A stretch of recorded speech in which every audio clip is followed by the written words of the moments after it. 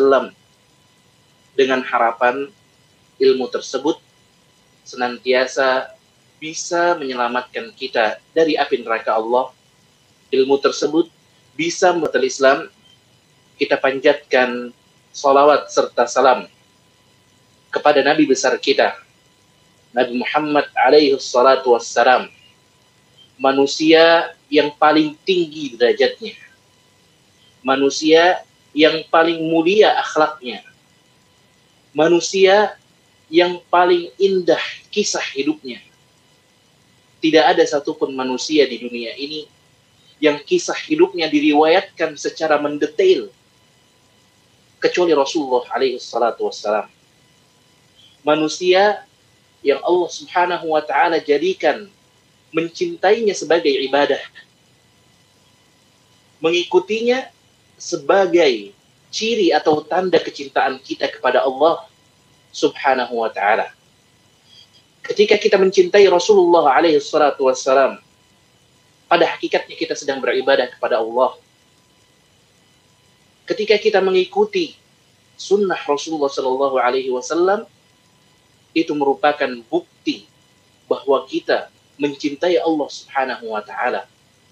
Allah subhanahu wa ta'ala berfirman di dalam Al-Quran, "Qul in kuntum tuhibbunallah fattabi'uni yuhibbukumullah."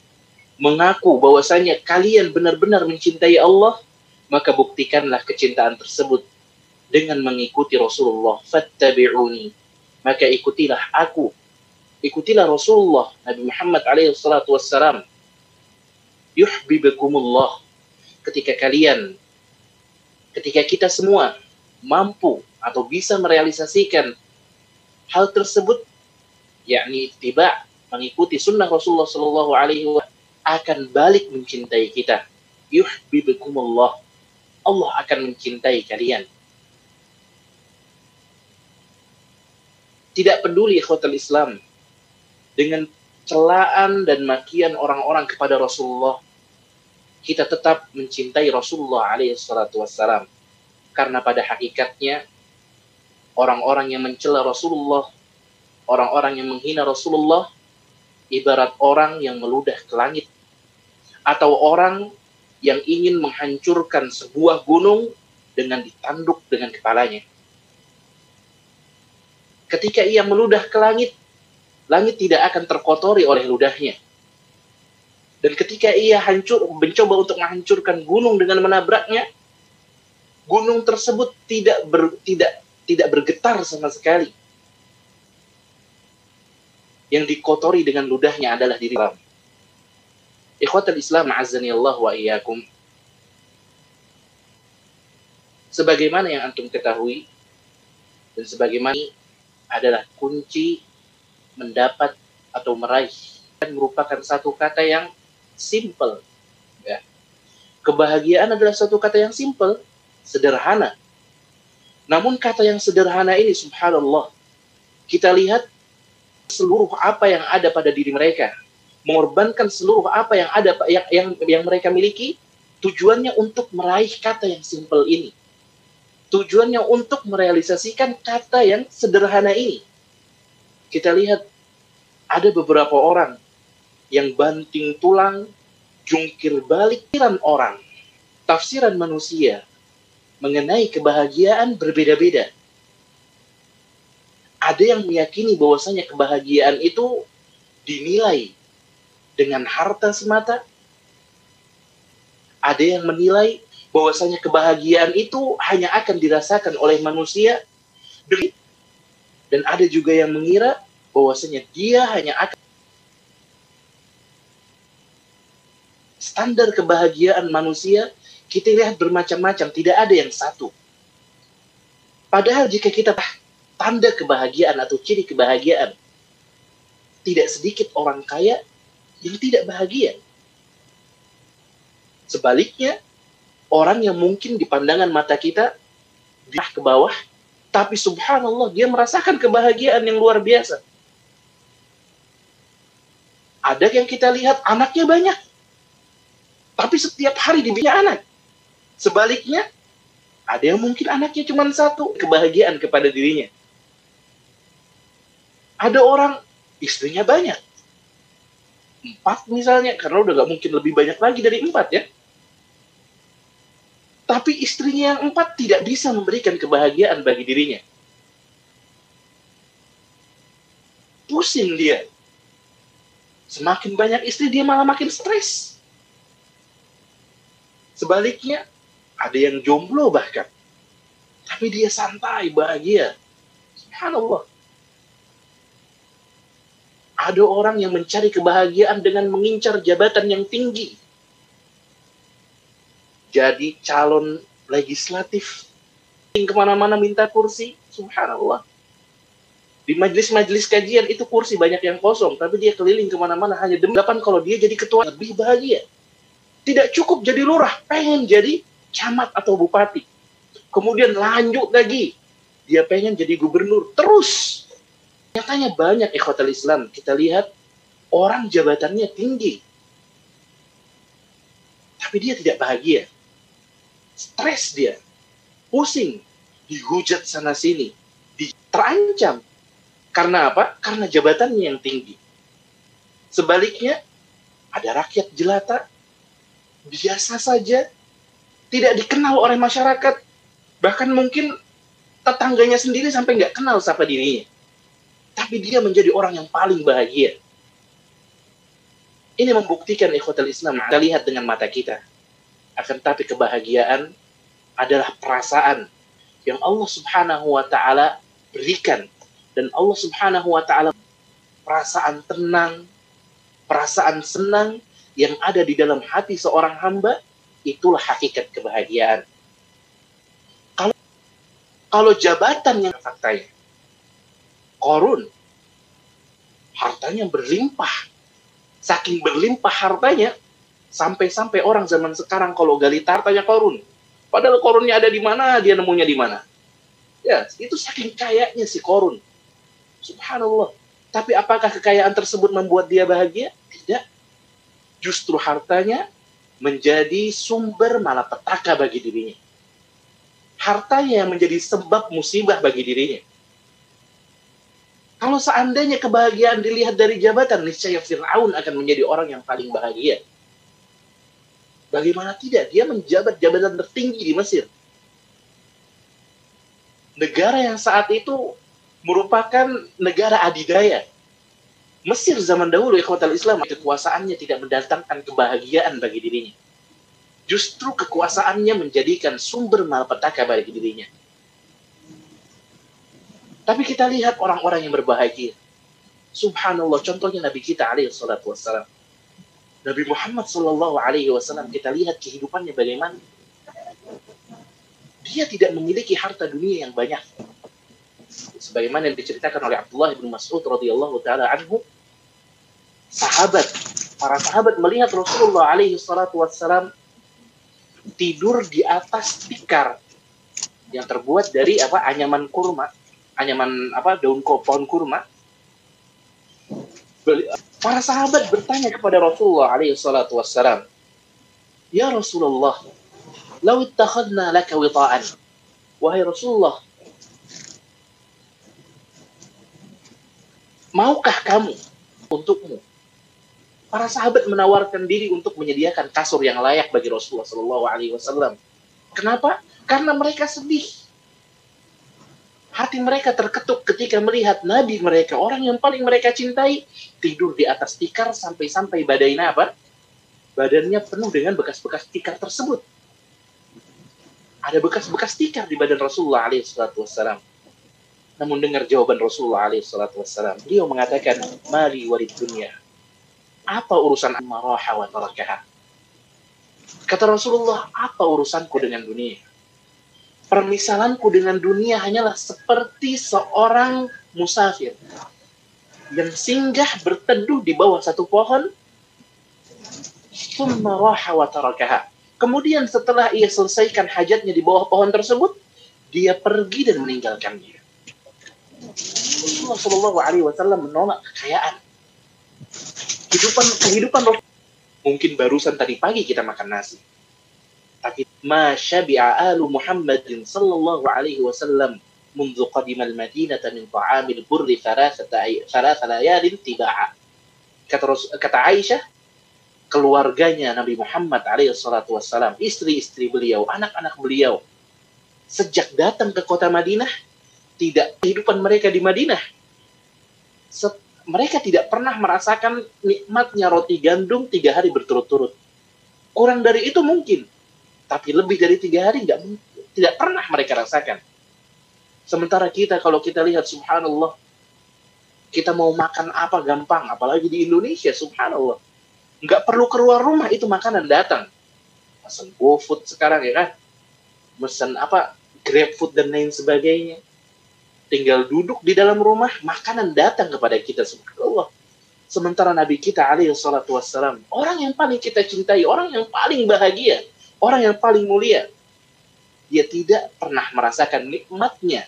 Dalam hadis yang lain, Aisyah mengatakan, in kunna ala Muhammad alaihissalatu wassalam lanamkuthu syahran ma nastawqidu naran la nastawqidu binar. Kita keluarganya Nabi Muhammad, istri-istrinya Nabi Muhammad, kita pernah merasakan selama sebulan itu dapur kita nggak ngebul. Bayangkan ikhwatal Islam, kalau seandainya dapur kita nggak ngebul 1 hari, subhanallah, udah gelagapan kita kan, kelabakan. Artinya apa? Saat itu Rasulullah SAW pernah 1 bulan lah kurma dan air. Kalau orang zaman sekarang sih dapurnya nggak ngebul, ya dia bisa beli makanan dari luar ya, atau pakai catering misalnya, subhanallah, beberapa orang. Tapi itu semua ikhwatul Islam azani Allah wa iyyakum, walaupun keadaan Rasulullah demikian, tidak menghalangi beliau untuk merasakan kehidupan yang bahagia. Kita lihat contoh yang lainnya. Di antara ulama-ulama kita, contohnya Syekhul Islam Ibnu Taimiyah. Hidup dia bukan berarti Syekhul Islam tidak merasakan kebahagiaan. Bahkan beliau benar-benar merasakan kebahagiaan. Beliau pernah mengatakan akhirah, barang siapa yang tidak mampu masuk ke surga tersebut selama, apa itu surganya? Yaitu Jannatul Iman, surga keimanan. Syekhul Islam Ibnu Taimiyah telah memasuki surga tersebut di dunia. Sebagaimana yang diriwayatkan oleh dan dijebloskan dia ke penjara, beliau mengatakan, "Ma yasna'u bi a'da'i." Apa yang ingin dilakukan oleh para musuhku terhadapku, ma'i. Kemanapun aku pergi, dia akan tetap berada bersamaku. La tufariquni. Surgaku tidak akan pernah berpisah denganku. Kenapa? Karena surga dan kebahagiaannya Syekhul Islam Ibnu Taimiyah ada dalam keimanan. Ketika beliau beriman, ketika beliau habiskan seluruh umurnya untuk membela Allah dan Rasulnya, dia merasakan kebahagiaan, kenikmatan. Bahkan sampai-sampai beliau mengatakan, indah, apabila aku dibunuh, aku menganggap dibunuhnya aku, matinya aku adalah sebagai syahadat, syahid. Wa ikhraji min baladi siyahah. Dan apabila mereka ingin mengusirku dari tempat, dari kota tinggalku, dari negeriku, aku anggap itu sebagai kesempatan untuk berekreasi. Subhanallah. Diusir, tapi dia masih bahagia. Di penjara, dia masih bahagia. Dibunuh sekalipun, dia masih merasakan kebahagiaan. Demikianlah ikhwatul Islam. Semua ini menunjukkan kepada kita akan hakikat kebahagiaan. Seperti yang kita katakan, perasaan tenang, perasaan senang yang Allah subhanahu wa ta'ala sisipkan ke dalam hati setiap hamba-hambanya. Kemudian ikhwatul Islam azani Allah wa iyyakum, untuk meraih kebahagiaan tersebut, untuk merasakan perasaan tersebut, yakni perasaan tentram, tenang dan damai, ada hal yang harus kita lakukan. Tidak akan diberikan oleh Allah subhanahu wa ta'ala di dunia. Kebahagiaan hakiki hanya akan dirasakan oleh hamba-hamba Allah, oleh manusia yang mampu mengerjakan tugasnya selama ia berada di dunia. Dan jika kita perhatikan ikhwatal Islam azani Allah wa iyyakum, kehidupan manusia di dunia ini, setiap waktu yang kita habiskan di dunia setiap hembusan nafas yang kita keluarkan di dunia, semuanya tidak akan lepas dari 3 keadaan.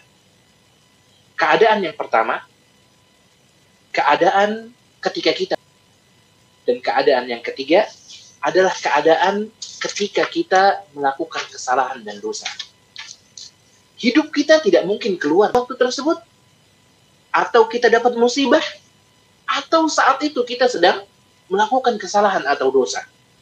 Setiap waktunya pasti kita merasakan dan kita melewati 3 fase kehidupan tersebut. Dapat nikmat, tertimpa musibah, atau melakukan dosa. Dan ketika kita menghadapi 3 keadaan tadi, ikhwatal Islam azani Allah wa iyyakum, kita memiliki kewajiban yang harus kita kerjakan. Jadi setiap keadaan dari 3 keadaan yang tadi kita sebutkan, setiap kali kita berhadapan dengan 3 keadaan tersebut, dan orang yang bahagia adalah orang yang mampu menjalankan kewajibannya ketika ia menghadapi 3 keadaan tadi. Ketika ia mendapatkan nikmat, dia menjalankan kewajibannya sebagai seorang hamba. Ketika ia tertimpa musibah, dia menjalankan kewajibannya sebagai seorang hamba yang tertimpa musibah. Dan ketika ia berdosa, melakukan maksiat, dia jalankan kewajibannya sebagai. Ketika kita mendapatkan nikmat, kewajiban kita adalah bersyukur. Ketika kita mendapatkan musibah, kewajiban kita sebagai seorang hamba adalah bersabar. Dalam satu hadis, Rasulullah SAW bersabda, "Ajaban li amril mu'min." Sungguh ajaib. Keadaan seorang mukmin bisa melihat keadaan yang menyedihkan.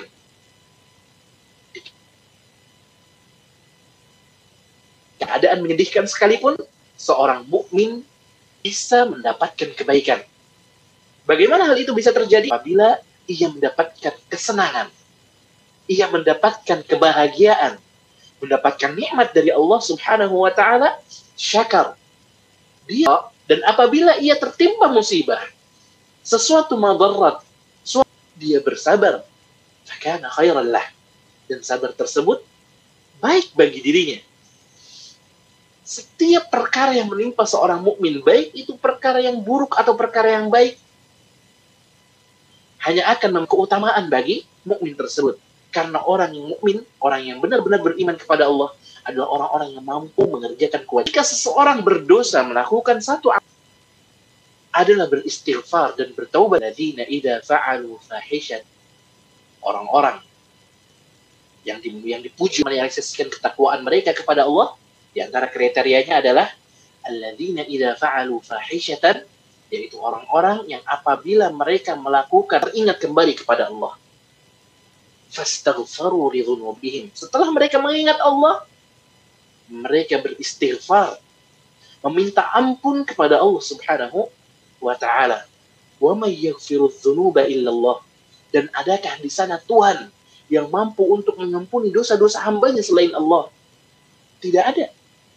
Ketika seseorang berdosa, ketika kita berdosa, ketika kita mengotori jiwa kita dengan melakukan maksiat, yang bisa menghapus dosa tersebut, yang bisa mengampuni perbuatan kita tersebut, hanyalah Allah Jalla Jalaluh, Allah Subhanahu wa Ta'ala. Maka kewajiban seorang hamba, ketika ia melakukan satu maksiat, ketika ia melakukan satu dosa, tidak peduli itu dosa kecil ataupun dosa besar, kewajibannya hanya ampun kepada Allah Subhanahu wa Ta'ala, memohon kepada Allah agar Allah Subhanahu wa Ta'ala menghapus dosa tersebut dari catatan amalannya, memohon kepada Allah agar Allah Subhanahu wa Ta'ala. Kewajiban seorang hamba ketika melewati 3 fase kehidupan yang tadi kita sebutkan. Ketika mendapatkan nikmat, dia bersyukur. Ketika mendapatkan musibah, dia bersabar. Dan ketika ia melakukan dosa, dia beristighfar kepada Allah Subhanahu wa Ta'ala dan bertaubat kepadanya. Kembali ke keadaan pertama, ikhwatal Islam azani Allah wa iyyakum, yaitu ketika kita semua mendapatkan nikmat.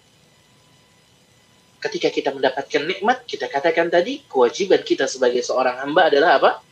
Bersyukur kepada Allah Subhanahu wa Ta'ala.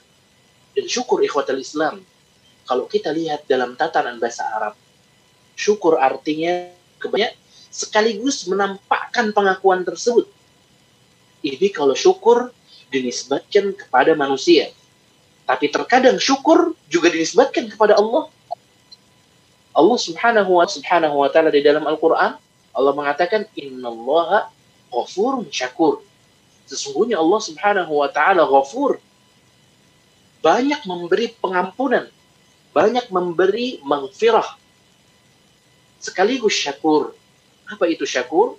Syakur adalah zat yang banyak memberi syukur. Bagaimana cara Allah subhanahu wa ta'ala mensyukuri hambanya? Apabila syukur dinisbatkan kepada Allah, maka artinya al-mujazatu was-sana'ul jamil. Balasan dan pujian yang indah yang Allah subhanahu wa ta'ala berikan kepadanya. Allah subhanahu wa ta'ala ketika mendapati hambanya melakukan kebaikan, Allah akan mensyukuri kebaikan tersebut. Allah akan mensyukuri kebaikan tersebut, kebaikan yang dilakukan hambanya, subhanallah. Lihat bagaimana Allah subhanahu wa ta'ala maha baik hati kepada kita. Sangat baik Allah kepada kita. Padahal Allah subhanahu wa ta'ala tidak butuh amalan kita. Tidak peduli Allah subhanahu wa ta'ala. Tapi lihat, ketika seorang hamba mengerjakan satu amalan baik, satu ketaatan kepada Allah, mengerjakan satu ibadah dengan ikhlas kepada Allah, maka Allah subhanahu wa ta'ala akan berjamil. Allah akan balas amalan tersebut. Ibadah yang dikerjakan oleh seorang hamba, Allah akan berikan balasan. Sekaligus Allah subhanahu wa ta'ala akan memuji hamba tadi. Mati-matian untuk mendapatkan pujian dari manusia. Kenapa kita tidak mati-matian berusaha semaksimal mungkin untuk mendapatkan pujian dari Allah Jalla Jalaluh? Kalau apa? Supaya dipuji manusia. Maka sebaiknya, sepantasnya, kita melakukan hal yang sama. Bahkan apa? Lebih dari itu, banyak bersyukur kepada hambanya. Innallaha ghafurun syakur. Dalam ayat yang lain Allah mengatakan, wallahu syakurun halim. Dan Allah subhanahu wa ta'ala itu banyak memberikan syukur kepada hambanya. Halim. Dan maha penyantun. Subhanallah. Allah nggak butuh. Tapi ada hambanya yang mau beribadah kepadanya, Allah subhanahu wa ta'ala akan mensyukuri ibadah tersebut. Dengan cara apa? Membalas, memberi imbalan, memberi ganjaran kepada hamba yang beribadah kepada Sallallahu Alaihi Wasallam. Di dalamnya apa? Di dalamnya terdapat kenikmatan, mala ainun ra'at, kenikmatan yang nggak pernah dilihat oleh mata kita, wala udhunun sami'at, dan tidak pernah didengar oleh telinga kita, wala khatara ala qalbi bashar, dan tidak pernah terbesit di akal pikiran manusia. Terbiasanya tidak pernah telinga ini mendengar kenikmatan yang sama setara dengan kenikmatan surga. Dan saking luar biasanya, akal manusia ini tidak mampu untuk menghayal, membayangkan bagaimana bentuk kenikmatan-kenikmatan yang Allah subhanahu wa ta'ala sediakan di surga. Demikianlah cara Allah subhanahu wa ta'ala mensyukuri amalan seorang hamba. Dan seorang hamba ketika mendapatkan kenikmatan dari Allah, dia pun harus bersyukur. Allah mendapati ketakwaan kita, Allah bersyukur kepada kita. Kita pun sama. Ketika kita mendapatkan kenikmatan dari Allah subhanahu wa ta'ala, kita wajib bersyukur kepada Allah subhanahu wa ta'ala. Ini makna syukur kalau dilihat dari segi bahasa. Kalau kita melihat makna syukur dari segi istilah, sebagaimana atas kenikmatan yang Allah subhanahu wa ta'ala berikan melalui lisan kita. Dengan cara apa? Sana'an wa'tirafan. Memuji zat yang memberikan nikmat tersebut kepada kita. Wa'tirafan, dan mengakui kenikmatan tersebut. Itu dengan lisan. Kasihan dan kecintaan kepada Allah subhanahu wa ta'ala. Wa ala jawarihihi inqiyadan wa ta'ah. Dan kita menampakkan pujian kita patuh menurut kepada Allah subhanahu wa ta'ala dan mentaati seluruh permintaannya. Inilah yang dimaksud dengan syukur. Dan syukur adalah kewajiban kita ikhwatal Islam sebagai seorang hamba ketika kita semua mendapatkan kenikmatan, bersyukur kepadanya. Karena Allah Subhanahu wa ta'ala, washkuruli wala takfurun. Kata Allah, ingatlah kalian kepadaku, azkurkum, balasannya Allah akan ingat kepada kalian. Washkuruli, bersyukurlah kalian kepadaku. Wala takfurun, dan janganlah kalian kufur kepadaku. Kufur terhadap nikmat-nikmatku. Lihat, Allah Subhanahu wa ta'ala memerintahkan kita, menyebutkan perintah bersyukur dengan menggunakan perintah dari Allah Subhanahu wa ta'ala. Itu berarti apa? Kewajiban sesuatu yang diperintahkan. Dalam ayat ini Allah Subhanahu wa ta'ala memerintahkan kita untuk bersyukur. Tapi ketika kita bersyukur, Allah Subhanahu wa ta'ala akan memberikan kita balasan yang sangat luar biasa. Apa balasan yang akan diterima oleh orang-orang yang bersyukur? Balasan yang pertama, Allah berjanji akan memberikan nikmat atau balasan yang jazis syakirin. Dalam ayat yang lain, wasayajzillahu syakirin.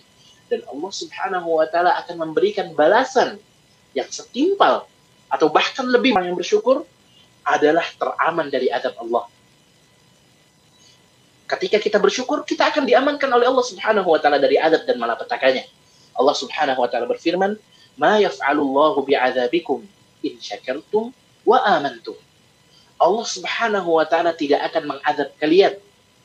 Kata Allah apa? Allah tidak akan pernah mengazab kalian. Syaratnya apa? Dan apabila kalian beriman. Artinya apa? Ketika seorang bersyukur kepada nikmat Allah, ketika seseorang beriman kepada Allah Subhanahu wa ta'ala, maka orang tersebut, innallaha jalla sana'uh, la yu'adzibu syakir, akan pernah mengazab orang yang bersyukur dan orang yang beriman. Ini keistimewaan orang yang bersyukur. Kemudian keistimewaan berikutnya, nikmat berikutnya yang akan didapatkan oleh orang yang bersyukur adalah ditambahkannya kenikmatan tersebut oleh Allah Subhanahu wa ta'ala. Semakin dia bersyukur, semakin nambah. Kata Allah Subhanahu wa ta'ala, la in syakartum la azidannakum. Apabila kalian bersyukur, aku akan tambah kenikmatanku bagi kalian. Wa in kafartum inna adzabi lasyadid. Tapi apabila kalian tidak mampu mengerjakan kewajiban bersyukur, tidak bersyukur kalian malah mengkufur terhadap nikmat Allah, inna adzabi lasyadid, maka ketahuilah bahwasanya azabku amatlah pedih. Jadi ketika seseorang bersyukur, Allah akan tambah nikmat tersebut kepada seorang hamba.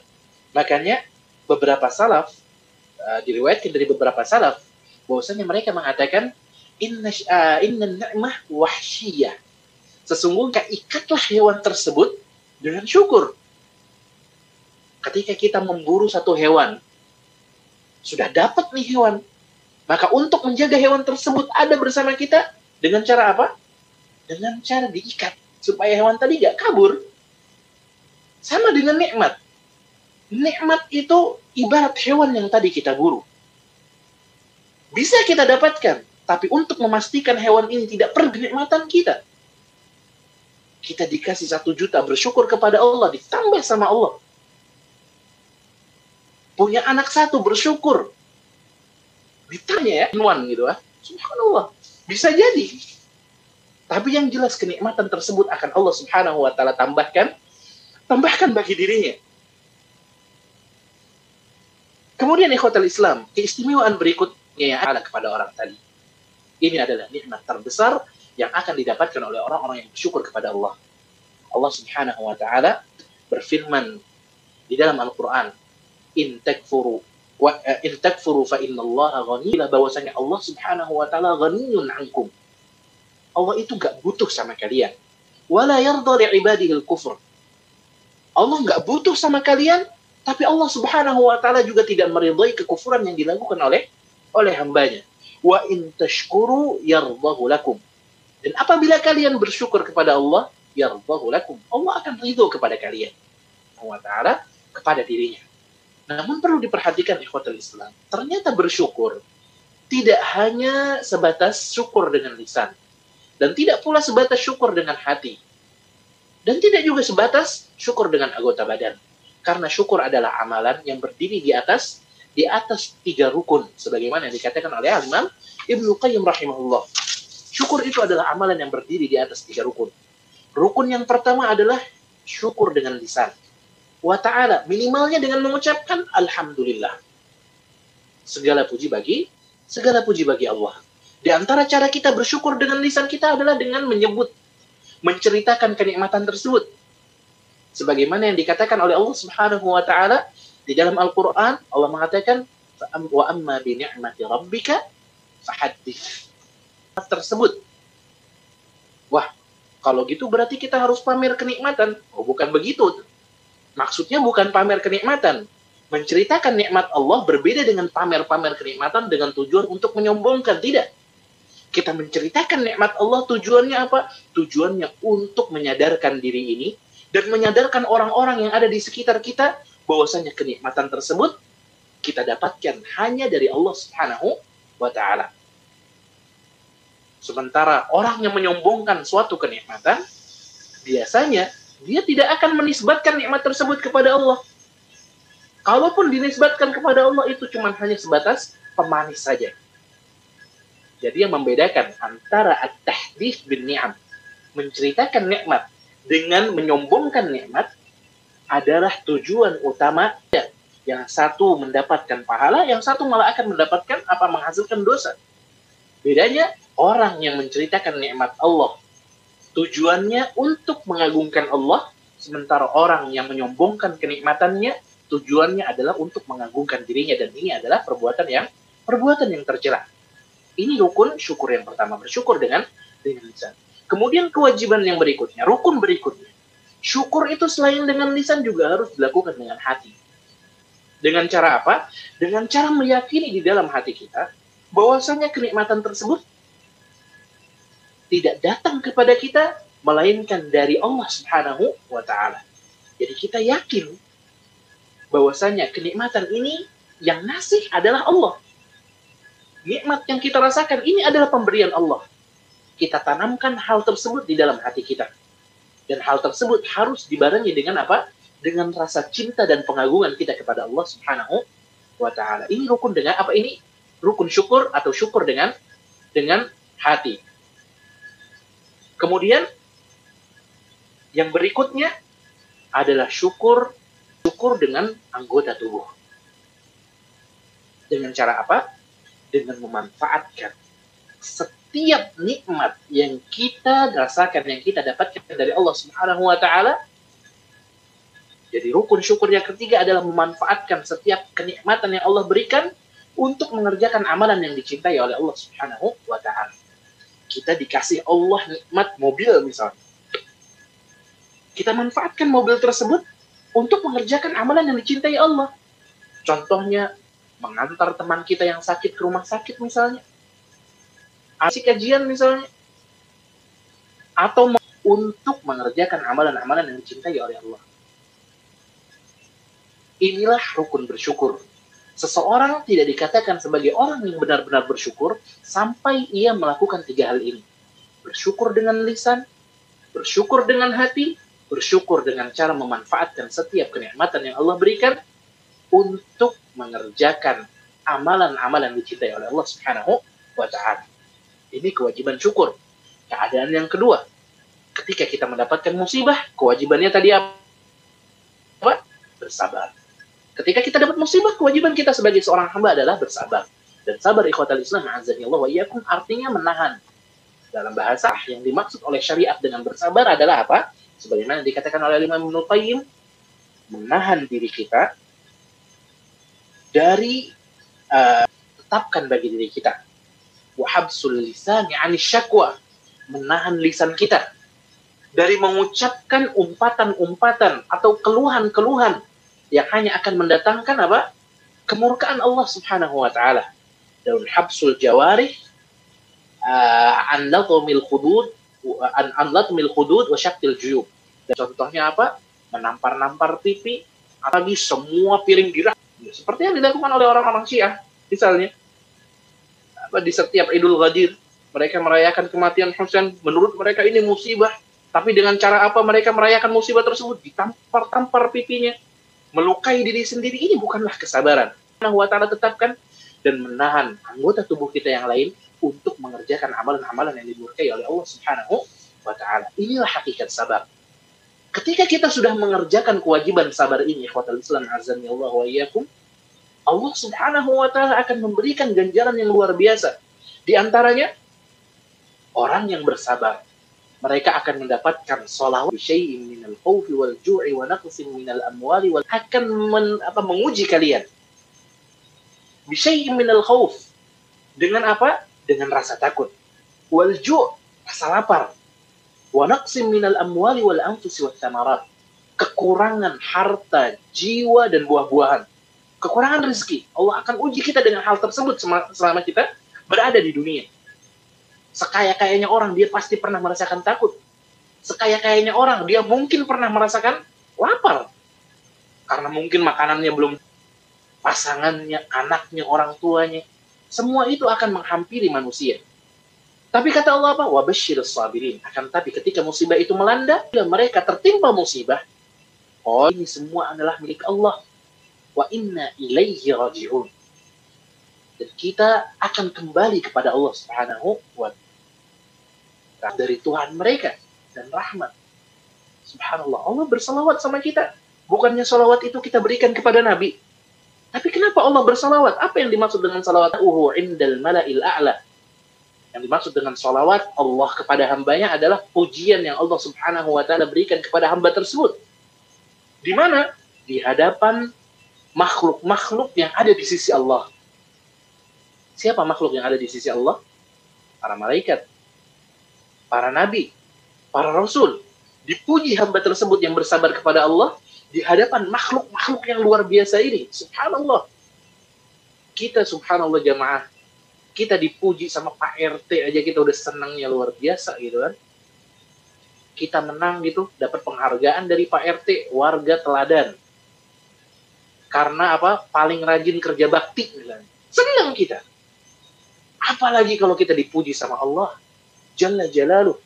Dan apalagi kita dipuji oleh Allah di hadapan orang-orang yang luar biasa, makhluk-makhluk yang luar biasa, malaikat, para nabi, para rasul. Sudah nih kamar 15 mana? Ganjaran yang sangat besar. Sudah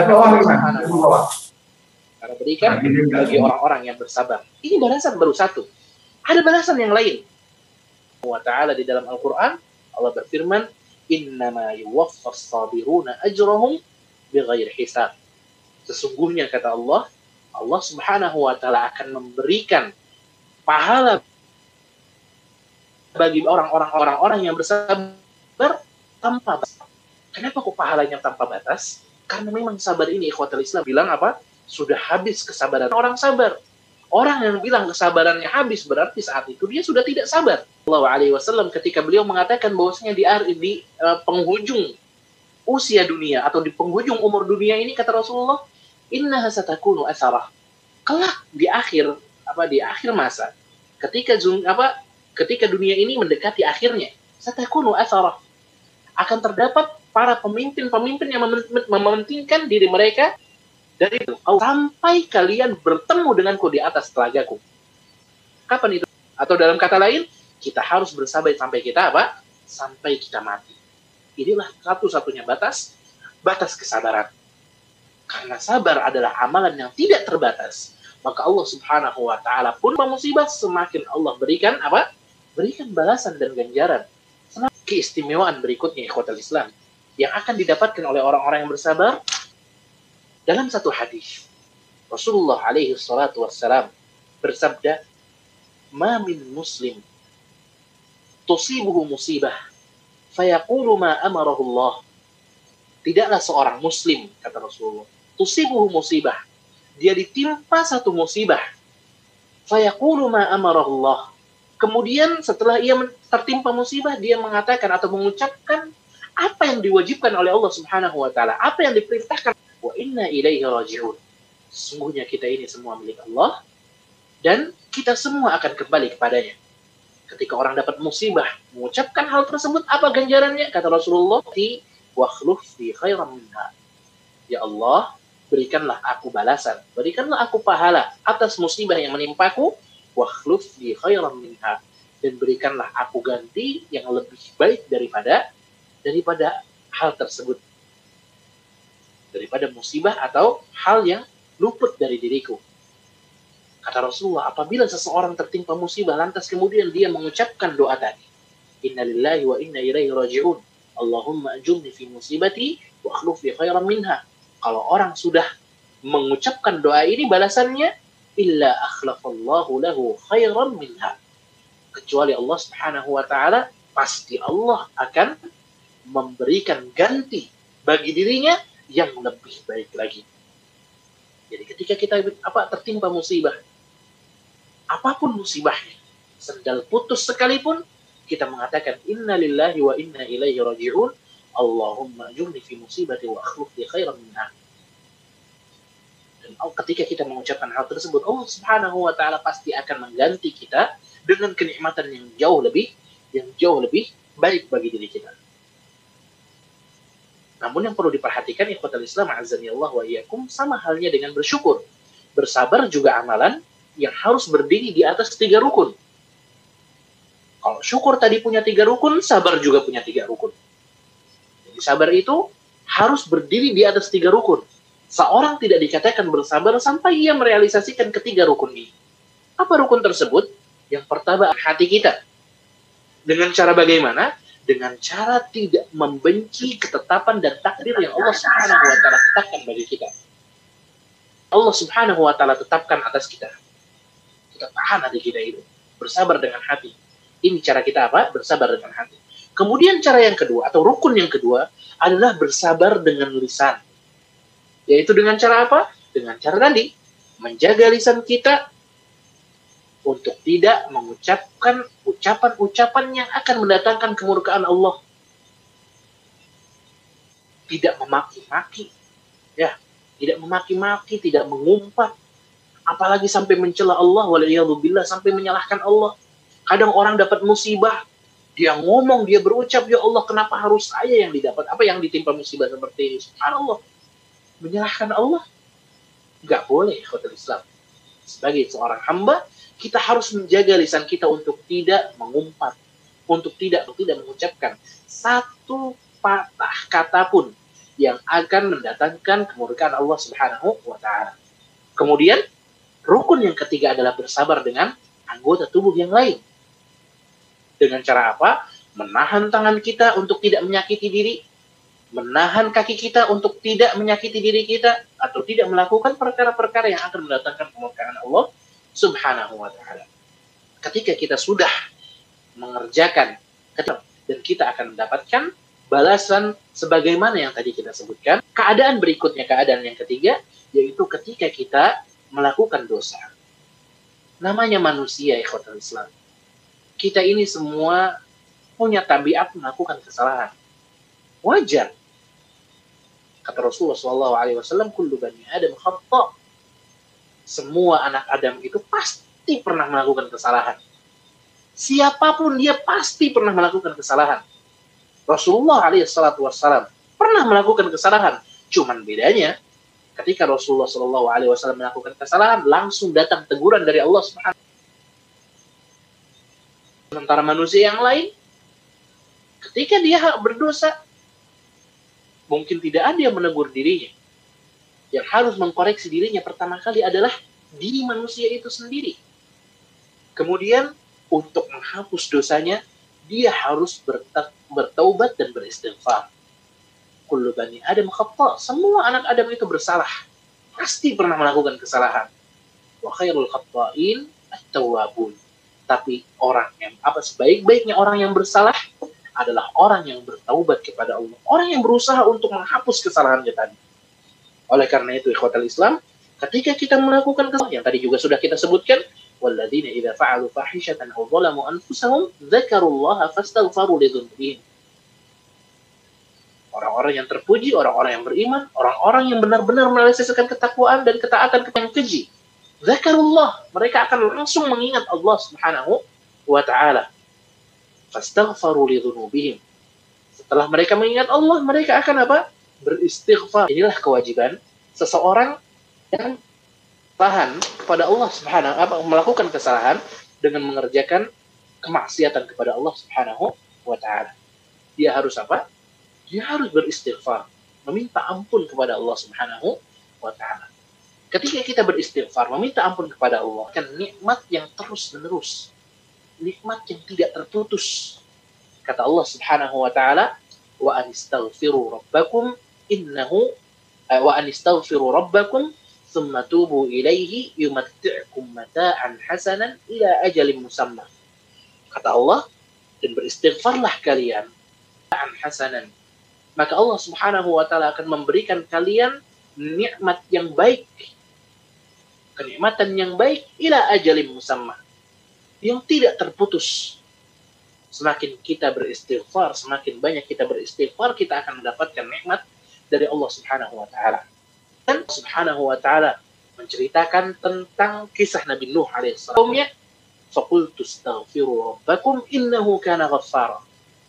Dan aku mengatakan kepada kaumku, kata Nabi Nuh, istaghfiru rabbakum, beristighfarlah kalian kepada Tuhan kalian, minta ampun dari Tuhan kalian.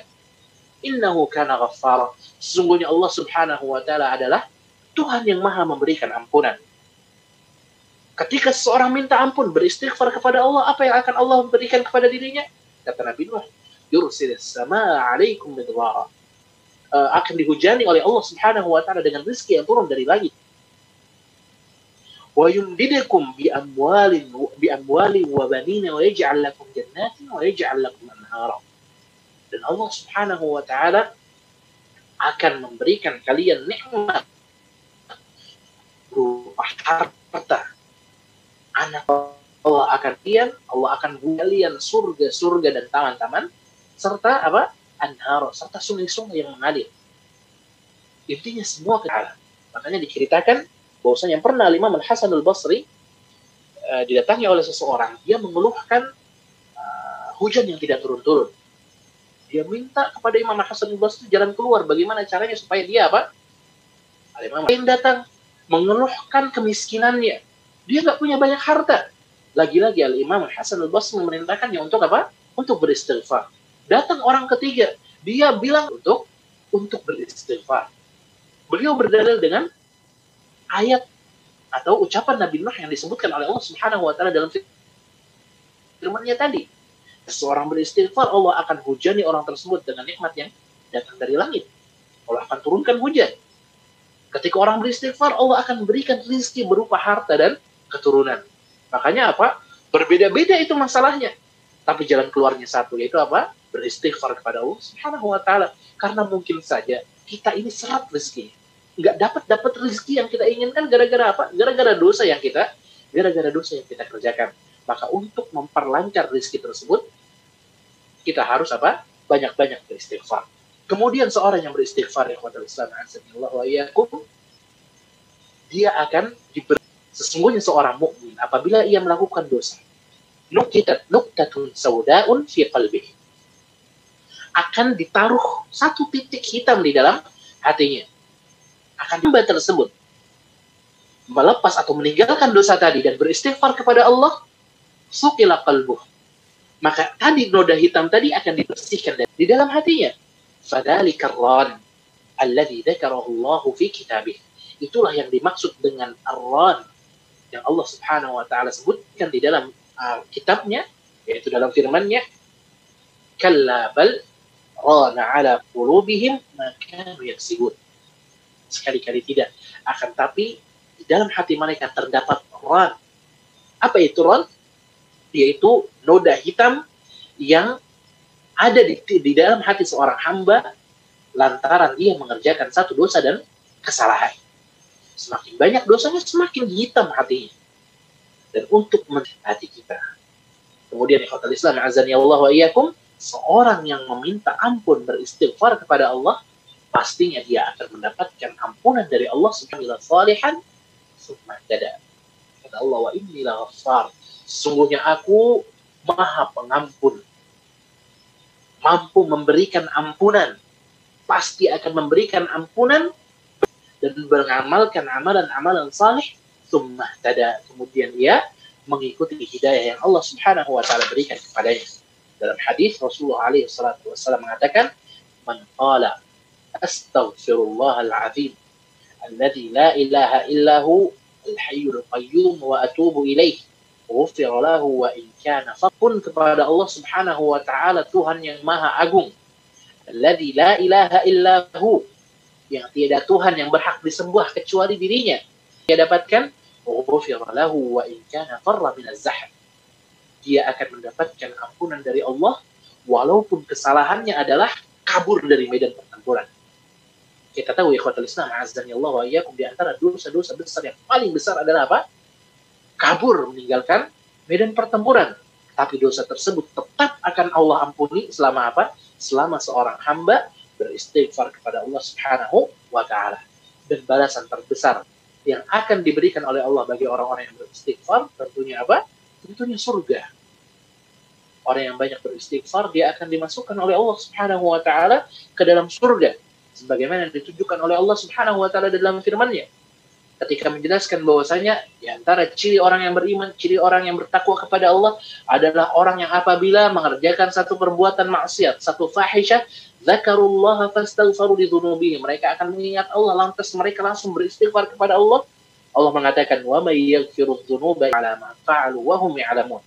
Dan hamba-hamba tersebut tidak terus mengerjakan maksiat sedang mereka mengetahui.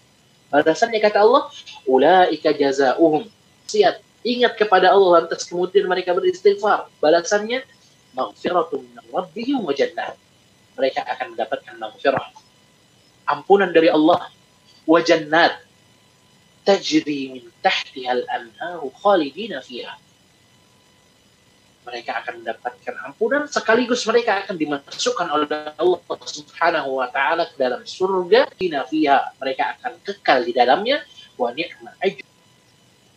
Ayat ini menunjukkan bahwasanya orang yang beristighfar akan mendapatkan balasan yang terbesar adalah surga Allah Subhanahu wa taala.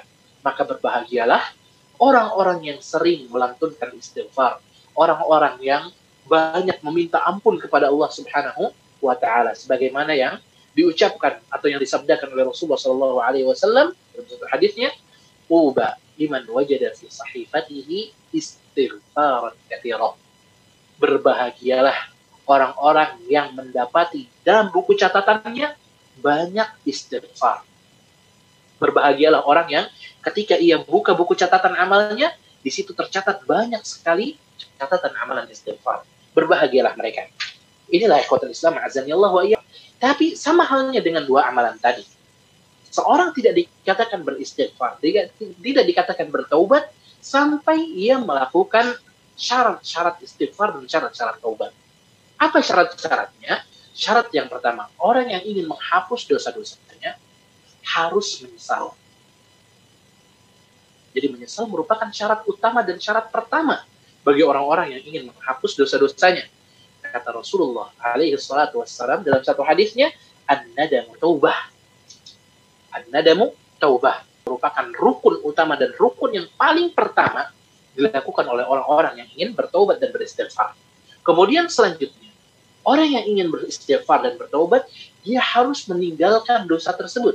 Dia harus meninggalkan dan menjauhi dosa yang pernah ia kerjakan. Al-iqla'u minadz-dzanb. Meninggalkan dosa-dosa yang ia kerjakan. Kata Allah tadi dalam Al-Quran, walam yusirru ala ma fa'alu.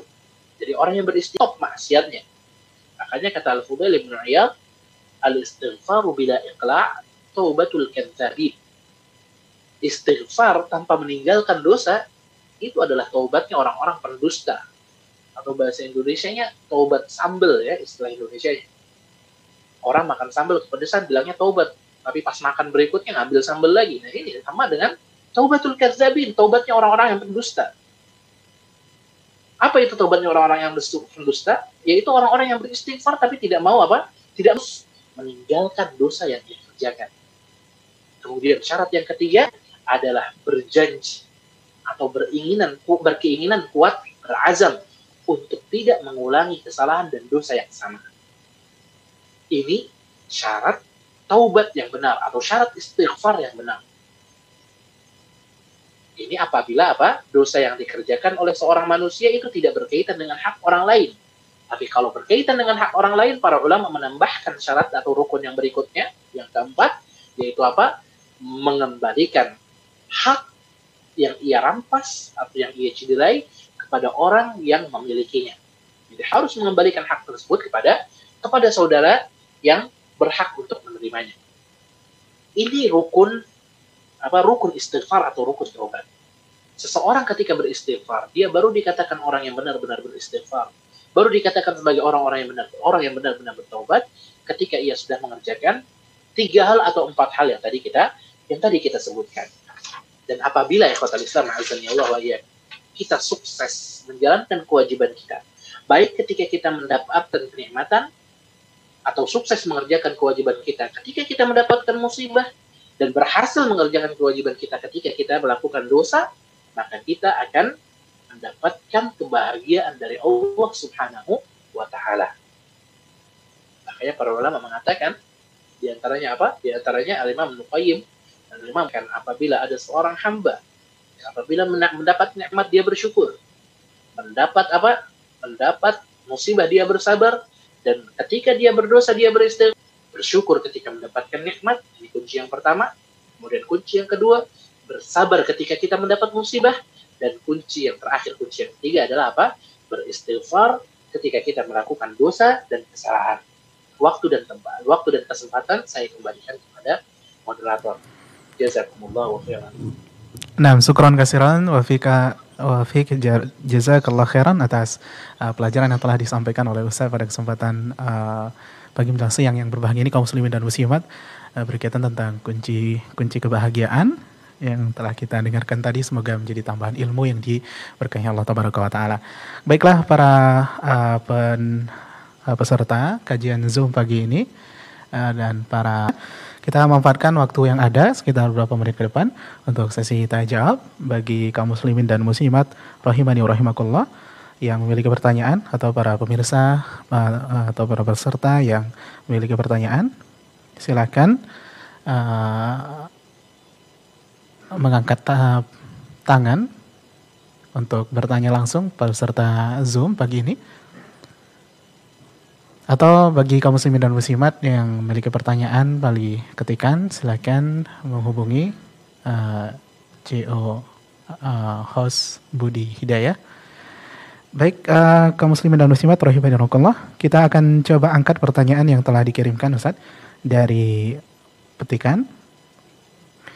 Bismillah, assalamualaikum warahmatullahi wabarakatuh. Ustaz dari Aldi mau bertanya, Ustaz, bagaimana sikap kita, ini pembahasan atau pertanyaan di luar pembahasan kita Ustaz, bagaimana sikap kita jika ada salah satu masjid tidak menerima harta sedekah maupun zakat kita dikarenakan pengurus masjid itu tidak mau menerima dengan alasan harta yang kita atau jamaah salafi haram untuk diterima masyarakat di sekitar itu Ustaz. Bagaimana sikap kita Ustaz? Barakallahu fiik. Baik. Waalaikumsalam warahmatullahi wabarakatuh. Jazakallahu khairan. Berkaitan dengan apa sikap kita ketika kita mendapatkan kezaliman. Dan contohnya di sini apa? Kezaliman beberapa pengurus masjid yang tidak menerima harta sedekah kita dengan alasan harta sedekahnya Salafi atau Wahabi haram.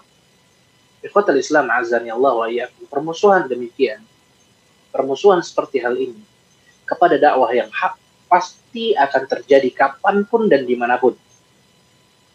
Jangankan kita yang ada di zaman ini, agama yang dibawa oleh Rasulullah Shallallahu Alaihi Wasallam pun dimusuhi. Bahkan Rasulullah sampai apa? Modal perniagaan, nggak boleh ada yang berjual beli dengan Rasulullah Alaihi Wasallam dan para pengikutnya. Diboikot habis Rasulullah Shallallahu Alaihi Wasallam karena mereka tidak. Mas'ud radhiyallahu taala anhu, pernah ada seorang sahabat kata beliau atau beliau sendiri pernah datang ke Syi'b Bani Hashim kecil, ajallakumullah.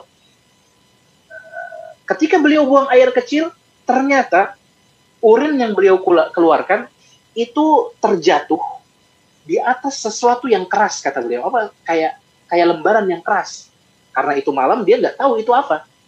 Akhirnya dia periksa, ternyata haram bagi orang-orang kafir Quraisy saat itu apa? Untuk menerima harta dari orang-orang muslim pengikutnya Nabi Muhammad SAW. Makanya kaum muslimin diboikot, nggak bisa mereka beli makan. Hewan yang sudah kering, dia ambil kulit tersebut, Dia bawa pulang, dia cuci, dia makan. Subhanallah. Ujian seperti ini, ikhwatal Islam, azanillah wa iyyakum, pasti akan didapatkan oleh orang-orang yang berdiri di atas kebenaran. Karena kebenaran, kapanpun dan dimanapun, itu selalu sedikit orang yang mengikutinya. Kayak kata Rasulullah SAW, bada al-Islamu ghariban, fasayaudu ghariban kama bada. Agama Islam ini berawal, dan maka berbahagialah orang-orang yang merasa dirinya asing. Tapi ketika kita mendapatkan perilaku demikian, ikhwatul Islam, azanillah wa iyyakum, walaupun dia melakukan kebid'ahan, dia masih dikatakan sebagai seorang muslim misalnya. Apa sikap kita? Sikap kita bersabar. Kalau kita ingin bersedekah, bersedekah dengan cara yang lain. Jamaah masjid tersebut yang apa? Yang butuh bantuan kita, ya kita bantu, kita kasih sedekah tersebut kepada orang tadi, jamaah masjid tadi yang membutuhkan. Atau jika memang itu masjid benar-benar nggak mau menerima sedekah kita, ya sudah, cari masjid lain, cari orang lain yang butuh sedekah kita. Karena insya Allah kayaknya nggak ada sih sebenarnya yang mau nolak fulus ya. Fulus itu lancar semuanya. Anda keluarkan fulus, mau dia orang apa ya, ahlan wa sahlan ya. Nggak ada yang mau nolak fulus. Kalau ada yang mau nolak fulus sih biasanya apa? Pura-pura kan. Di belakang ya diambil juga fulus. Jadi ya bersabar. Bersabar. Sambil apa? Sambil kita terus mendakwahkan, menasihatkan para pengurus masjid tersebut, kita kenalkan kepada mereka hakikat dakwah salaf. Kita kenalkan kepada mereka dakwah, tunjukkan kepada mereka akhlak yang mulia, contohkan kepada mereka bagaimana sikap seorang yang tadinya menunjukkan akhlak seorang salafi sejati, berbakti tetap ia kepada orang tuanya, tetap bergaul dengan teman-temannya, bahkan mungkin merangkul mereka dengan harapan mengikuti kita untuk berjalan di atas jalan yang benar. Wallahu ta'ala alam bishawab. Nah, syukran kasiran, jazakallah khairan atas jawabannya Ustaz. Mudah-mudahan Al-Akh Adi Fadilah, pemirsa yang dirahmati Allah Tabaraka Ta'ala, bagi yang ingin bertanya langsung silakan mengangkat tangan dari fitur yang ada. Dan bagi kaum muslimin dan muslimat ingin bertanya langsung di 08117530.000. Pertanyaan pesan singkat dan WhatsApp 081175454444. Baik, selanjutnya kita akan angkat dari pesan ketiga yang telah dikirimkan peserta kajian Zoom pagi ini. Bismillah Ustaz, Ana pernah mendengar bahwa hendaknya kita memperbanyak amalan-amalan yang dirahasiakan. Tetapi apabila kita melakukan amalan-amalan rahasia itu di rumah dan dipertanyakan oleh anak-anak kita yang baru beranjak remaja dan yang masih kecil karena mereka melihatnya tanpa Ana ketahui, kemudian Ana menjelaskan bagaimana dan apa manfaat dari amalan rahasia tersebut. Apakah itu sudah menghilangkan keutamaan tersebut Ustaz? Karena niat Ana ingin mencontohkannya kepada anak-anak. Merahasiakan amalan ikhwatal Islam azanillah yang sebelumnya jazakallahu khairan atas penanya. Semoga pertanyaannya menjadi sebab terbukanya pintu ilmu bagi dirinya dan terbukanya pintu ilmu bagi diri saya dan orang-orang yang memang kita dituntut untuk tidak memamerkan amal tersebut. Nah, dalam beramal pada dasarnya apapun amalannya kita dituntut untuk tidak memamerkan amalan tersebut kecuali apabila memamerkannya mendatangkan satu kemaslahatan. Contohnya dengan kita menunjukkan atau memamerkan satu amalan, tontonkan amalan, ya tidak boleh, apapun itu bentuk amalannya. Tapi apabila seorang memiliki amalan sir, atau amalan rahasia, antara dirinya dengan Allah, itu akan menjadi apa? Menjadi lebih baik lagi. Ada satu amalan yang dia rutinkan dan dia rahasiakan. Bahkan dari istrinya sekalipun dia rahasiakan. Seperti yang diceritakan dari beberapa para salaf. Beberapa salaf, dahulu ada beberapa orang salaf. Subhanallah, dia terus bersedekah. Tapi dia merahasiakan sedekahnya sampai istrinya aja nggak tahu kalau dia dia bersedekah. Sampai pernah diceritakan bahwasanya ada seorang salaf, subhanallah, bertahun-tahun dia puasa, rutin mengerjakan puasa Daud atau puasa sunnah, tapi dia merahasiakannya sampai-sampai istrinya sendiri nggak tahu kalau suaminya puasa. Subhanallah. Demikian mereka merahasiakan serapat mungkin amalan yang mereka kerjakan supaya tidak diketahui bahkan oleh orang terdekat dengan dirinya. Tapi kalau seandainya kita sudah berusaha untuk merahasiakan amalan tersebut, tapi bocor juga, tanpa ada maksud dari kita, apakah itu akan mengurangi pahalanya? Tentu tidak. Terus apakah kita boleh menjelaskan? Tentu boleh. Apalagi ada kemaslahatan di dalamnya. Contohnya kita ingin mendidik anak supaya mereka senantiasa sholat tahajud misalnya, atau mendidik anak untuk bangun lebih cepat, mengerjakan sholat tahajud, menjelaskan kepada mereka bahwasanya ini waktu mustajab. Karena di waktu ini Allah Subhanahu wa taala turun ke langit dunia dan mengatakan, man yad'uni fa astajibalah wa man yastaghfiruni aghfirlah. Allah mengatakan di sepertiga malam terakhir, man yad'uni fa astajibalah. Barang siapa yang berdoa kepadaku di saat ini, aku akan menjawab doa dan tidak akan mengurangi sedikit pun insyaallah keistimewaan amalan yang kita rahasiakan tadi. Ya. Jadi kalau ada kemaslahatan, boleh kita mempertontonkan amalan kita. Wallahu taala alam bishawab. Baik, syukran kasiran atas jawabannya Ustaz. Barakallahu fiik. Semoga yang bertanya juga dapat mendengarkan dengan jelas. Baik, kaum muslimin dan muslimat rahimani rahimakumullah. Kita beralih ke pertanyaan atau mengangkat pertanyaan dari WA yang dikirimkan pendengar dan pemirsa. Bismillah, Ustaz, Assalamualaikum. Ada 2 pertanyaan. Ustaz, apakah taubat harus dilafazkan? Dan yang kedua, apakah ada tanda? Warahmatullahi wabarakatuh.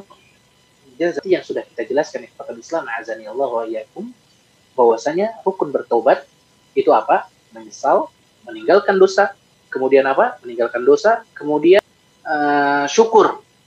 Yang salah satu yang melakukannya untuk melafadzkannya. Tapi ketika beristighfar, maka disunnahkan seseorang untuk banyak mengucapkan kata-kata istighfar, yaitu dengan mengucapkan astagfirullah, astagfirullah, astagfirullah, ya sebagaimana yang diajarkan oleh Rasulullah Shallallahu Alaihi Wasallam setiap kali selesai mengerjakan salat. Setiap kali Rasulullah selesai mengerjakan salat, Rasulullah akan beristighfar, mengucapkan istighfar 3 kali. Tapi bukan berarti seseorang tidak boleh mengucapkan lafaz taubat dengan lisannya, boleh. Bahkan itu merupakan sunnah. Merupakan sunnah dari Rasulullah Shallallahu Alaihi Wasallam. Inni astaghfirullah wa atubu ilaihi fil yawmi mi'ata marrah atau aktsar min mi'ati marrah. Aku, kata Rasulullah, beristighfar dan bertaubat kepada Allah Subhanahu wa taala dalam satu hari 100 kali. Dalam beberapa riwayat lebih dari 100 kali dalam sehari. Artinya apa? Disunnahkan seseorang untuk banyak-banyak beristighfar dan bertaubat. Tapi mengucapkan istighfar dan bertaubat bukan syarat. Bukan syarat sahnya taubat. Karena syarat sahnya taubat tadi apa? Menyesal, terlepas diri dari dosa, berjanji untuk tidak mengulangi dosa tersebut. Adapun mengucapkan lafaz istighfar dan lafaz taubat merupakan sunnah yang mustahabbah yang diajarkan oleh Rasulullah Shallallahu Alaihi Wasallam dan tentunya Nah, syukran kasiran, jazakallahu khairan atas jawabannya Ustaz. Baik, kita masih ada waktu sekitar kurang lebih 10 menit lagi. Ya, kita persilakan untuk Al-Akh Budi yang ingin bertanya langsung. Assalamualaikum. Waalaikumsalam warahmatullahi wabarakatuh. Begini Ustaz. Waalaikumsalam warahmatullahi wabarakatuh. Ana mau bertanya terkait daurah online atau tabligh akbar online yang sering kita lakukan. Banyak di antara teman-teman sesama thalibul ilmi yang menanyakan apakah ada keutamaan mengikuti tabligh akbar secara online ini sama seperti kita mengikuti kajian-kajian secara langsung bertatap muka begitu Ustaz. Yang dimana salah satu manfaatnya kan kita dinaungi oleh malaikat. Demikian Ustaz. Barakallahu fikum. Assalamualaikum warahmatullahi wabarakatuh. Waalaikumsalam warahmatullahi wabarakatuh. Waalaikumsalam warahmatullahi wabarakatuh. Jazakallah Al-Akh Budi. Semoga pertanyaannya bermanfaat bagi kita semua, baik bagi saya, bagi penanya, dan bagi ikhwah-ikhwah sekalian yang lain. Apakah seorang ketika mengikuti daurah online akan mendapatkan keistimewaan layaknya kita datang ke masjid untuk mendengar kajian? Ikhwatul Islam azani Allah wa iyyakum. Pada dasarnya, setiap usaha yang kita kerahkan, setiap usaha yang kita lakukan untuk mendatangi atau untuk mencari satu ilmu, maka itu akan mendapatkan pahala dari Allah Subhanahu wa taala. Dalilnya apa? Yaitu sabda Rasulullah sallallahu alaihi wasallam, "Man salaka tariqan yaltamisu fihi ilman, sahhalallahu lahu bihi tariqan ilal jannah." Barang siapa yang menempuh satu jalan, Rasulullah menyebutkan naik onta, naik mobil juga bisa. Nggak mesti naik mobil, naik pesawat juga bisa. Nggak mesti naik pesawat. Ini pesawat telepon juga bisa. Dipakai buat apa? Menuntut ilmu. Artinya apa? Setiap usaha yang kita kerahkan untuk mendapatkan satu ilmu, usaha tersebut akan mendekatkan kita. Semakin mendekatkan kita menuju apa? Menuju surga Allah Subhanahu wa Ta'ala. Dan dipuji oleh Allah Subhanahu wa Ta'ala tetap akan kita dapatkan. Ada satu kaidah ikhwatal Islam azani Allah wa iyyakum dikatakan oleh para ulama. Mereka mengatakan, "Idza kharajal kalamu makhrajal ghalib fala mafhuma lah." Apabila satu ada umumnya yang terjadi, mayoritas kondisi tersebut terjadi pada mayoritas keadaan tersebut terjadi pada kondisi tertentu, fala mafhuma lah. Tapi maka kondisi tersebut tidak bisa diartikan dengan apa yang selainnya. Maksudnya seperti ini contohnya. Ketika seorang mau tidur, kalau kita lihat Rasulullah Shallallahu Alaihi Wasallam menyebutkan doa mau doa, sama halnya dengan kajian. Karena pada umumnya kajian ini hanya dilaksanakan di masjid. Awalnya seperti itu, umumnya seperti itu. Kajian agama Islam dikerjakan di masjid. Tapi bukan berarti kajian kita harapkan mendapatkan keistimewaan yang sama sebagaimana yang disebut Rasulullah SAW dalam hadis. Jadi kita berharap dengan kajian seperti ini, kita melakukan hal ini bukan karena keinginan kita, tapi karena keadaan yang tidak memungkinkan. Ya kan? Datang peraturan dari pemerintah, jangan kumpul-kumpul dan berspekulasi, apalagi sampai memiliki apa? Wah, ini konspirasi pemerintah, konspirasi elit global. Bodoh amat dengan konspirasi mereka. Selama datang perintah dari pemerintah, kita taati, menjaga manusia supaya mereka tidak tertimpa madzarat, tidak tertimpa wabah penyakit yang sedang tersebar. Kewajiban kita mentaati perintah tersebut. Ya, bukan malah mikir apa, ini konspirasinya orang Yahudi katanya. Ini konspirasinya orang Cina supaya kaum muslimin meninggalkan masjid. Sekalipun benar awalnya ini niat mereka, tapi wabah ini sudah terjadi ikhwatul Islam. Jangan, wah ini menjaga orang-orang lain supaya mereka kan bagi kita untuk berkumpul. Sejujurnya ikhwatul Islam, kita semua kangen untuk datang ke masjid atau untuk datang ke masjid untuk mendengar kajian ilmu. Kita rindu akan hal tersebut. Di sini kita juga kangen, walaupun sekarang alhamdulillah di Madinah ini sudah boleh untuk sholat berjamaah di masjid, walaupun masih harus direnggangkan softnya. Tapi kita masih kangen dengan kajian-kajian ilmu yang diadakan di masjid seperti sedia kala. Kita kangen atau rindu keadaan di mana kita duduk di depan syekh-syekh kita bersama teman-teman kita yang lain. Duduk bersama teman-teman kita setelah kajian berdiskusi, membahas ilmu yang tadi disampaikan. Kita kangen keadaan tersebut. Bahkan sekarang kita kangen untuk masuk ke dalam kelas, untuk kuliah. Tapi kita tidak bisa melakukan hal tersebut bukan karena keinginan kita, tapi keadaan yang tidak memungkinkan. Maka kita berharap semoga Allah Subhanahu wa Ta'ala cepat mengangkat musibah ini, menyelamatkan kita semua dari wabah ini, mengampuni seluruh orang yang tertimpa wabah ini, dan menetapkan syahadah bagi orang-orang yang meninggal gara-gara wabah ini. Dan kita berharap semoga duduknya kita seperti ini, mengerjakannya kita kajian dengan cara seperti ini tetap mendatangkan keistimewaan dan keutamaan. Karena atas jawabannya Ustaz. Baik, sepertinya telah ada yang ingin bertanya langsung dari telepon. Dari tadi sudah menghubungi kita. Silakan kaum muslimin dan muslimat rahimani rahimakumullah yang dirahmati Allah tabaraka wa taala. Untuk yang bertanya langsung di 08117530.000. Halo, assalamualaikum. Halo, assalamualaikum. Halo. Baik, bisa dicoba kembali. Nah, pertanyaan berikutnya Ustadz, kita coba angkat Zoom. Kita coba dahulukan dari telepon kembali. Halo, assalamualaikum. Waalaikumsalam warahmatullahi. Iya, dengan siapa di mana Pak? Abu Hanifah di Kampar. Abu Hanifah di Kampar, Riau. Silakan. Cara dibakar Ustaz. Demikiannya Ustaz, jazakallahu khairan. Assalamualaikum warahmatullahi wabarakatuh. Waalaikumsalam warahmatullahi wabarakatuh. Waalaikumsalam warahmatullahi wabarakatuh. Baik, ikhwatul Islam. Ini walaupun mungkin keluar dari keluar jauh dari materi. Masya Allah. Tapi insya Allah semoga pertanyaan ini memberikan manfaat bagi kita semua, khususnya para penanya dan diri saya pribadi, berkaitan dengan membunuh serangga atau hewan. Pada dasarnya kita tidak boleh membunuh serangga atau hewan apapun selama hewan tersebut tidak membahayakan kita. Pada dasarnya kita nggak boleh membunuh makhluk Allah yang lain selama makhluk tersebut tidak membahayakan kita. Nggak boleh kita lagi iseng-iseng ngelihat misalnya serangga gitu kan, capung lagi terbang, kita tepuk pakai raket, kita tepuk pakai kayu, nggak boleh. Karena makhluk Allah Subhanahu wa taala yang tidak merugikan kita. Kecuali makhluk-makhluk atau hewan-hewan yang memang di dalam terdapat perintah hewan-hewan tersebut. Berkaitan dengan semut, ikhwatal Islam azanillah wa iyyakum. Kecuali semutnya mengganggu kita, baru kita boleh boleh membunuh. Contohnya misalnya di rumah banyak semut, anak kita digigitin semut sampai bentol-bentol misalnya, boleh kita bunuh semutnya? Boleh.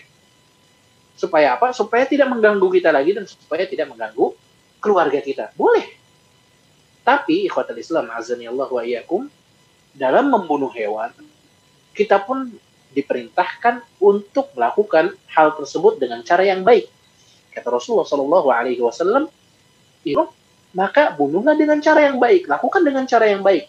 Wa idza dzabhtum, dan apabila kalian menyembelih, fa ahsinuz dzibhah, maka menyembelih dengan cara yang baik. Cara menyembelih yang baik, Rasulullah jelas, fal yuhidda ahadukum syafaratah wal yurih hatah. Hendaknya dia memperuncing, memperlancip pisau yang dia gunakan untuk menyembelih, dan wal yurih dzabihatah. Dia buat hewan sembelihannya itu disembelih dengan cara yang terbaik. Disembelih dengan cara yang terbaik. Jadi, termasuk semut, kalau kita memang harus membunuh semut, bunuhlah dengan cara yang baik. Yang buruk untuk membunuh atau mematikan sesuatu adalah dengan cara dibakar. Itu menyiksa. Nggak boleh kita karena apa? Karena itu menyiksa. Kita pengen makan seekor hewan misalnya, nggak disembelih, langsung dibakar, nggak boleh. Dagingnya haram. Karena apa? Karena dia tidak disembelih. Dan itu merupakan kezaliman. Karena apa? Karena dia dibunuh dengan cara yang tidak baik. Makanya dalam satu hadis, Rasulullah SAW mengatakan tidak boleh ada yang menyiksa makhluk yang lain atau orang yang lain dengan api kecuali Tuhan pencipta api. Siapa pencipta api? Allah Subhanahu wa ta'ala. Yang berhak menyiksa dengan api hanyalah Allah Subhanahu wa ta'ala. Karena apa? Karena Allah berhak untuk melakukan hal tersebut. Ya, manusia bukan pencipta api. Tapi ada manusia yang menemukan api ya. Mungkin nenek moyang kita zaman kapan nggak tahu adanya api gitu kan. Ditemukan api, ya menemukan api, tapi bukan mereka yang menciptakan api. Bukan mereka yang menciptakan, karena yang menciptakan api hanyalah Allah Subhanahu wa ta'ala. Jadi, bukan hanya semut yang nggak boleh dibakar, tapi semuanya juga nggak boleh dibakar. Tidak boleh kita membunuh hewan dengan cara dibakar. Tapi kalau udah ada hewan mati, misalnya kambing udah disembelih, pengen dibakar, boleh jadi sate, gitu kan? Kalau udah mati, dipastikan nih kambing udah mati dulu, kambingnya, ayamnya, sapinya, kerbaunya, atau lain sebagainya, itu nggak masalah karena itu bukan membunuh dengan api. Ya, itu bukan membunuh, tapi itu nyate dengan api. Ya, Allah Ta'ala alam bisawab. Tanpa terasa, sudah sekitar 2 jam kurang lebih kita dalam majelis ini. Dan kami ucapkan jazakallah khairan atas ilmu dan pelajaran serta pertemuan. Baik kaum muslimin dan muslimat rahimani wa rahimakumullah yang dirahmati Allah Subhanahu wa taala, demikianlah dalam program kajian Tabligh Akbar online pagi ini dengan kunci waktu salat zuhur tinggal 2 menit lagi dan kita cukupkan sampai di sini Ustaz. Kami ucapkan kembali jazakumullah khairan. Baik, kita tutup wabarakatuh. Waalaikumsalam. Ana izin dulu ya. Salam buat ikhwah di situ semuanya. Assalamualaikum.